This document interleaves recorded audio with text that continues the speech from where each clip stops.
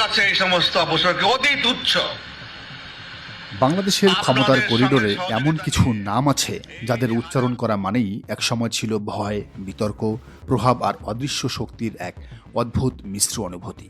আর সেই তালিকায় সবচেয়ে আলোচিত এবং সবচেয়ে বিতর্কিত নামগুলোর একটি হলো বেনজির আহমেদ। একসময় দেশের সবচেয়ে শক্তিশালী আইনশৃঙ্খলা বাহিনীর সর্বোচ্চ পদে থাকা এই মানুষটিকে ঘিরে বছরের পর বছর ধরে তৈরি হয়েছে ক্ষমতার অপব্যবহার, ভয়ঙ্কর মানবাধিকার লঙ্ঘন, গুম, বিচার বহির্ভূত হত্যাকাণ্ড এবং অবিশ্বাস্য দুর্নীতির এক দীর্ঘ ছায়া।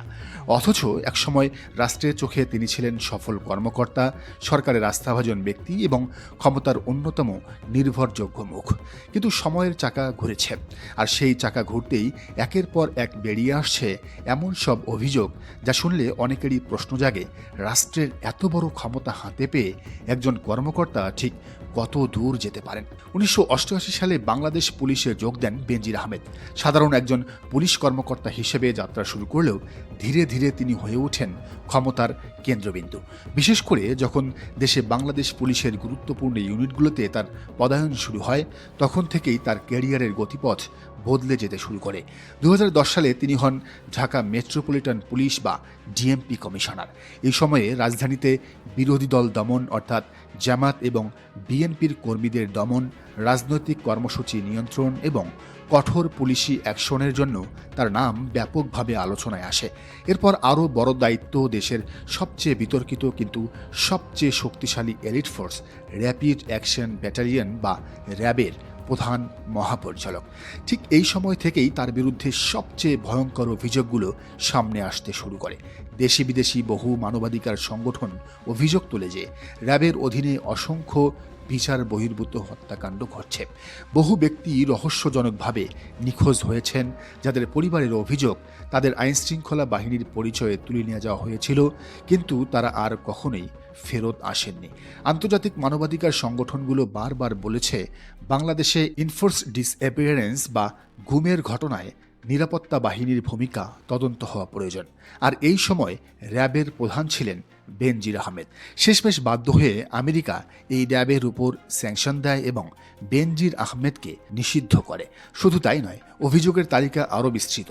দেশের বিভিন্ন জায়গায় সংখ্যালঘু সম্প্রদায়ের জমি দখল, ভয়ভীতি দেখিয়ে জমি বিক্রি করতে বাধ্য করা এবং সেই সম্পদ বিভিন্ন মাধ্যমে নিয়ন্ত্রণে নেওয়ার অভিযোগও ওঠে তার বিরুদ্ধে।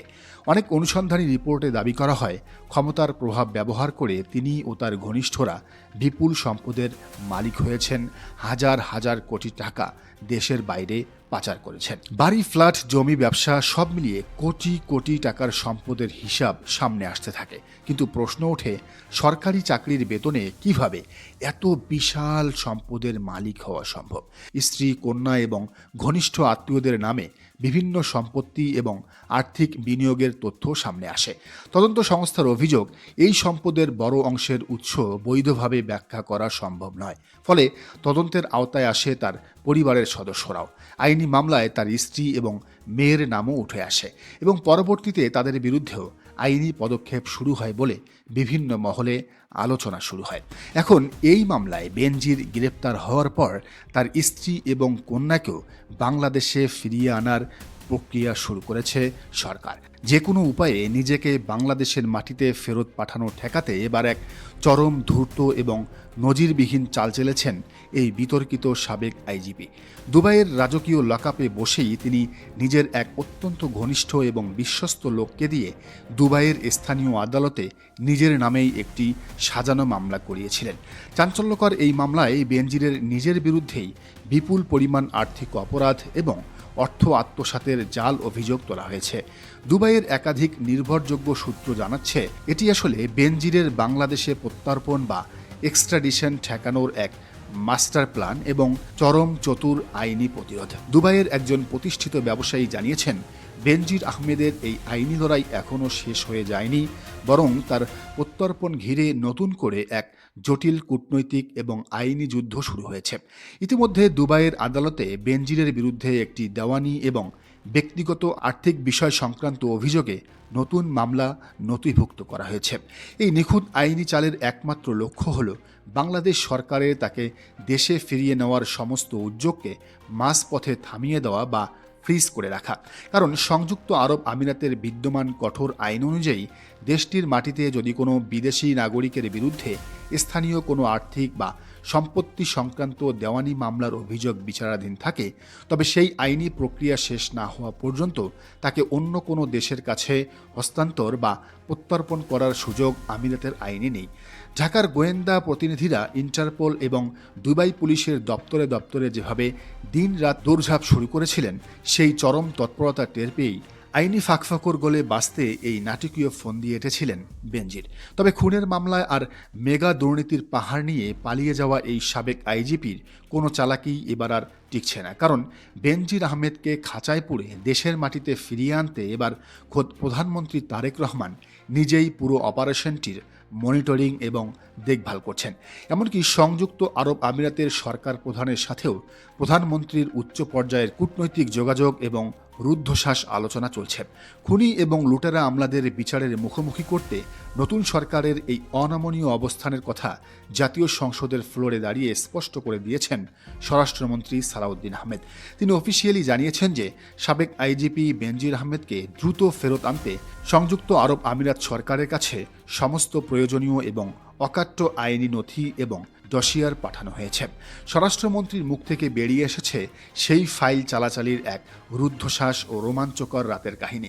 তিনি জানান, পুলিশের দক্ষ অফিসারদের একটি বিশেষ টিম সেদিন রাত ৯টা পর্যন্ত টানা কাজ করে বেনজিরের অপরাধনামার ১৪৪ পাতার এক বিশাল আইনি নথিপত্র তৈরির কাজ চূড়ান্ত করেন।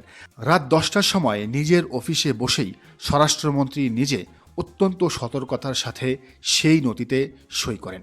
ওই রাতেই পররাষ্ট্রমন্ত্রীকে ফাইলটির একটি আনঅফিসিয়াল কপি দেওয়া হয় এবং পরদিন সকালে স্বরাষ্ট্র মন্ত্রণালয়ের সিনিয়র সচিব অফিসিয়ালি তা পররাষ্ট্র মন্ত্রণালয়ের সচিবের কাছে হস্তান্তর করেন।